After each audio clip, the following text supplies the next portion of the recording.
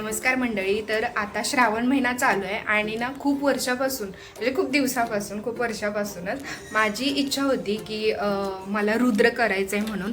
रुद्र ही एक सेवा आहे. रुद्र अध्याय वगैरे आपल्याला वाचन करायचं असतं आणि ते रुद्र अध्याय पूर्ण आपल्याला वाचायचा वगैरे असतो आणि पिंडीवरती ना गळती ठेवून असं आपल्याला ती सेवा पूर्ण करायची असते. सेवा खूप मोठी आहे आणि मी पहिल्यांदाच करत होती, तर माझे अनुभव वगैरे मी तुमच्याशी शेअर करायचं ठरवलं होतं.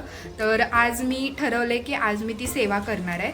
तर त्या सेवेबद्दल थोडी माहिती मी तुम्हाला पुढे व्हिडिओमध्ये देणार आहे. जर व्हिडिओ आवडला तर नक्की शेअर करा, लाईक करा आणि माझ्या चॅनलला सबस्क्राईब करा आणि व्हिडिओ लास्टपर्यंत नक्की बघा. आज श्रावणाचा पहिला सोमवार होता आणि माझी खूप दिवसापासून इच्छा होती की मला रुद्र अभिषेक घालायचा आहे. तर मी इथे देवपूजा वगैरे सकाळीच आवरून घेतली सगळी, कारण या पूजेला ना खूप वेळ लागतो. जवळजवळ 1 ते 1.5 तास. जर आपण म्हणजे सुरुवातच असेल किंवा पहिल्यांदाच करत असो तर तेव्हा आपल्याला थोडंसं गडबड वगैरे होते. त्यामुळे मी हे सगळं सकाळीच लवकर आवरून घेतलं आणि मग त्याच्यानंतर मी म्हणजे पूजेची तयारी करायला घेतली. इथे मी जे सामान मला लागणार होतं ना ते सगळं एकत्र ठेवून दिलं, तरी पण त्यामध्ये मला चमचा घ्यायचा होता, तो विसरलाच. तर ह्याच्यानंतर आहे ना ह्या पूजेचा पूर्ण म्हणजे विधी जो आहे तो मला जेवढा माहिती आहे आणि मला जसं माहिती आहे मी तसं केलं आहे. जर काही चुकलं वगैरे असेल आणि तुम्हाला जर माहिती असेल तर नक्की मला कमेंटमध्ये सांगा. आपल्या हिंदू धर्मामध्ये ना रुद्र अभिषेक ह्याला खूप म्हणजे अनंत कोटीची सेवा असते आणि महादेवांना ही सेवा खूप प्रिय आहे. त्यामुळेच आपण श्रावणामध्ये ही सेवा करतो.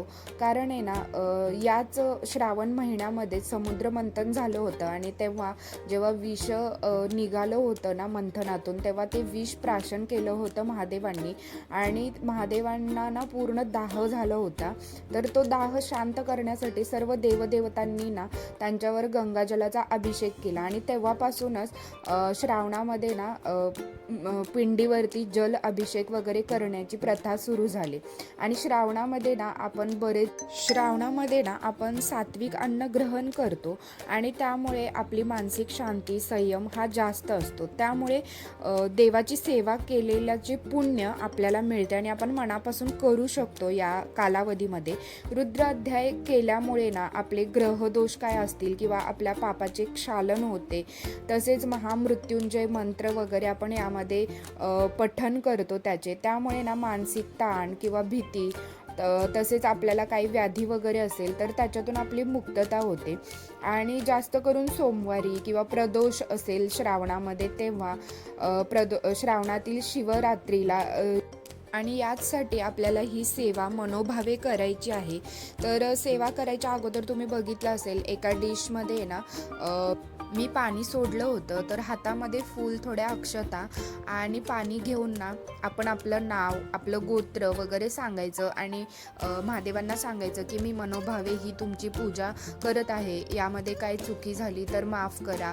आणि असं सगळं सांगून आहे ना आपलं नाव वगैरे सांगून ते पाणी त्यामध्ये सोडायचं. म्हणजे थोडक्यात आपण संकल्प करतो आणि मग त्याच्यानंतर आपली सेवा चालू होते. तर स्टेप बाय स्टेप मी तुम्हाला सांगणार आहे की सुरुवातीला काय म्हणायचं आहे आणि लगेचच आपल्याला हा लोटा पाण्याने भरायचा नाही आहे. त्याच्या अगोदर आपल्याला सुरुवातीला तर श्री स्वामी स्तवन म्हणायचं आहे. त्याच्यानंतर 1 माळ जप श्री स्वामी समर्थ हे करायचं आहे. त्याच्यानंतर गणपती अथर्वशीर्ष 1 वेळा आपल्याला म्हणायचं आहे आणि मग रुद्र अध्याय चालू करायचं आहे. तर तुम्हाला जर मराठी प्राकृतमध्ये करायचं असेल तर तुम्ही करू शकताय. मी पहिल्यांदाच करत होती त्यामुळे मी संस्कृत घेतलं होतं. का घेतलं होतं तर मी मोबाईलला लावून ठेवलं होतं ते आणि फक्त ना मनातल्या मनात मी म्हणत होते त्यांच्या पाठी, कारण संस्कृतमधले पण शब्द अवघड असतात.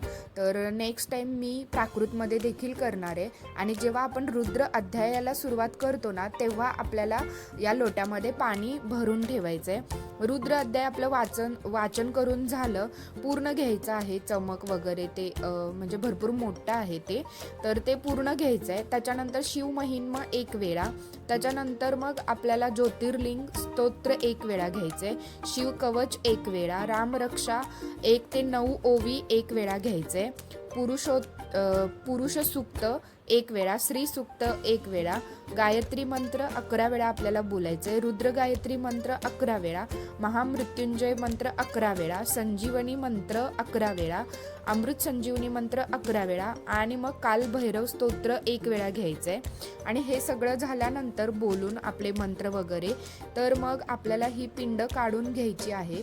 आणि या ताटामध्ये जे पाणी आपल्याला मिळतं ना, तर ते पाणी, त्या लोट्यामधलं पाणी असं सगळं हा प्रसाद म्हणून आपल्या घरच्याच व्यक्तींना प्यायला द्यायचं आहे, बाहेर द्यायचं नाही अजिबात. आणि हे जे बेलपत्र आहे ना, हे सुद्धा आपण खायचं आहे, हे टाकून द्यायचं नाही. आणि हे पाणी फक्त घरच्यांनीच प्यायचं, हा प्रसाद, हे तीर्थ आपण फक्त घरच्यांनी प्यायचं आहे. नंतर पिंड काढून आपण जिथे पूजा केली होती पिंडीची, तिकडे पिंड आपल्याला ठेवून द्यायचे आणि त्याच्यावरती बेल, अष्टगंध, भस्म असेल तर भस्म आपल्याला त्याच्यावरती वाहायचं आहे.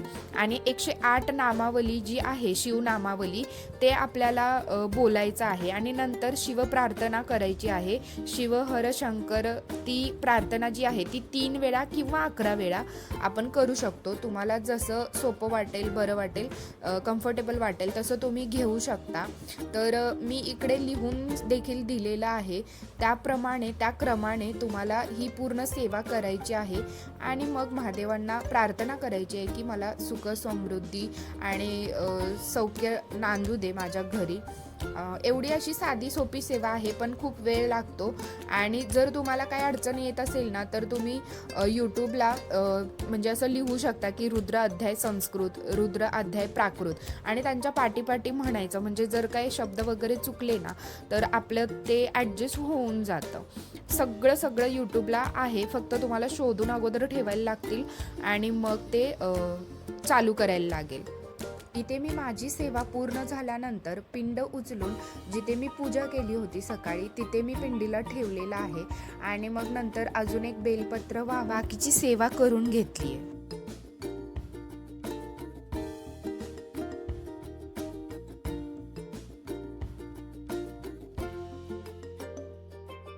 माझी रुद्र सेवा कंप्लीट झालेली आहे, इथे तुम्ही बघू शकताय. आणि ही ना गळती असते, असं एक स्टँड असतं आणि त्याच्यावरती आपल्याला हा लोटा ठेवायचा असतो आणि खाली पिंड ठेवायची असते आणि ही सेवा कंप्लीट करायची असते. त्या सेवेमध्ये काय काय स्तोत्र किंवा कोणत्या क्रमाने सगळी सेवा पूर्ण करायची असते ते मी व्हिडिओमध्ये सांगितलेलं आहे. जर तुम्हाला जरा देखील हा व्हिडिओ हेल्पफुल वाटला असेल तर नक्की माझ्या चॅनलला सबस्क्राईब करा आणि व्हिडिओला लाईक करा. चला तर मग लवकरच भेटू नवीन ब्लॉगमध्ये, तोपर्यंत बाय.